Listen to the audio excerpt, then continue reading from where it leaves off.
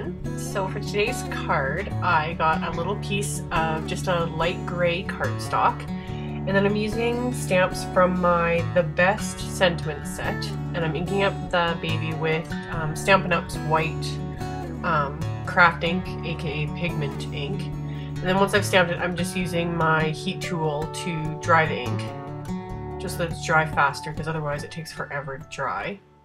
But once it's dry, I'm going to color it in. I'm just using a Copic marker to color it in, but for something like this, you could use any marker, like water-based, anything. It doesn't matter, because I'm not doing any fancy blending or anything. And I'm just using a really light touch and being as careful as possible not to go over onto the lines, because yeah, it just wouldn't look very nice. So just filling them in, and like I said, no blending or anything special, just to give it a bit of color. And then I'm using my VersaFine Onyx Black ink and some more sentiments from the same set and my stamp positioner, because I want to get everything lined up perfectly. I'm usually pretty good at eyeballing things, but if I've put in some effort like this, you know, and like colored a sentiment or done different things, yeah, I'd rather use a positioner. So, and then I put just a tiny bit of adhesive down onto my mat to hold the cardstock in place so that nothing shifts when I use the positioner. So just a little bit of fiddling and got it the way I want it, and so then ink it up again and hold that cardstock down. It warped a little bit with the heat tool. That'll be fine once I adhere it. So I did that with that one, and then the adhesive just rolls off. I'll do that in a minute. And I stamped the boy. That one I didn't bother positioning. I wanted it on an angle. And then yeah, like I said, the adhesive just comes off. So then I'm going on to the card itself. I'm using paper from Basic Grey's Oliver collection. This came out 2 or 3 years ago. I have like practically the entire collection because I got it, I think, on sale or something. I don't know. Anyway, so I'm using pattern paper from that, and then some red cardstock just to add some kind of pops of color. And I used my CC Designs Sawtooth die just to get that jagged edge there for that piece of pattern paper, and then just adhering that down, and then adhering down the other piece of pattern paper. I'll put a link to it all on the Basic Grey set. You can actually order from the site. There's not a whole lot of this collection left, but what is left, it's all on sale. So just an FYI. But yeah, fiddled around with the layout and whatnot, and then I decided I wanted to personalize this card. So I'm using my Favorite Things banner strip die, and it comes with this mini alphabet. And the person I was making this card for, they had named their little boy Nixon. So I figured out kind of where I wanted to place the banner, and then obviously spelled out his name onto the little banner strip just to give it a little extra something something. So inked up each letter, stamped them onto the little banners just like so. So once I've got that done, I actually ended up using the die again, and I cut another one out of red cardstock just to kind of offset it a bit and make it just pop out just a little bit more.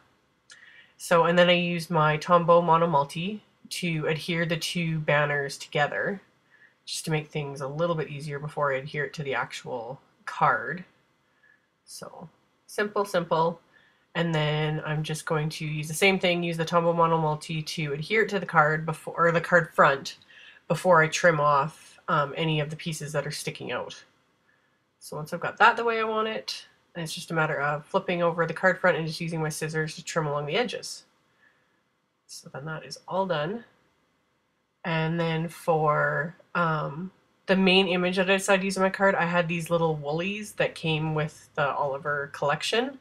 I have the stamp set, and I was going to, like, you know, stamp it and color it and everything else. And then I saw those and I was like, well, why bother coloring when I can just add these cute little, you know, felt dude to it. So before I add that, I grabbed some red stitched ribbon from my stash, since I'm going with a little bit of a red theme here, and tied that in a bow. And cards like this I enjoy doing because this is one I'm going to give personally, so it's not going through the mail or anything, so I can go as big and as bulky as I want it to be. Kind of really have fun doing like personalized cards for people. And just an FYI, this is going to be a 5.5 inch square card. So yeah, once I've got the bow where I want it, adhere the sentiment where I want it to go, and then these woolly dudes they're all self-adhesive, like the whole back of them is covered in adhesive, so super simple, you just pop him right on there. So love that. Just so cute. I thought it was perfect for a little boy. And then they had a couple other little elements in there, and I wasn't sure where I was going to put them. Then decided on putting the larger star lower down, and then grabbed the other little star and put it on there. And I fiddled for a bit, and I thought I was going to add more, like some brads and different things, and decided I'd added enough to this card. I didn't need to go completely crazy. So put some tape on the back of the card front so that the ATG adhesive will glide right over that and not get caught on the ribbon. And then I'm going to adhere that to the actual card base, which is, like I said, 5.5 inches square. So got that, and then I'm going to go on and do the inside, which is just random pieces of leftover pattern paper and the other piece left over, that sawtooth that I'd cut. I decided to add that to the inside since it was just sitting there. And I forgot to show it in the video because I actually did it after it was done. There's a little red strip with the banner die when you cut it out, and I just adhered that to the top of the banner. You'll see it in the final pictures that I post at the very end because I totally forgot to finish that part off. So I did that after it was all done. But yeah, once I've got the inside adhered, and that gray line piece is where I will write something to the recipients. It's light enough that you can see pen ink over it fine. So yeah, adhere that all together, and that's all there was to it. So there will be a link to my blog post below with links to the supplies used. Thanks so much for watching, and I'll see you guys next time. Bye!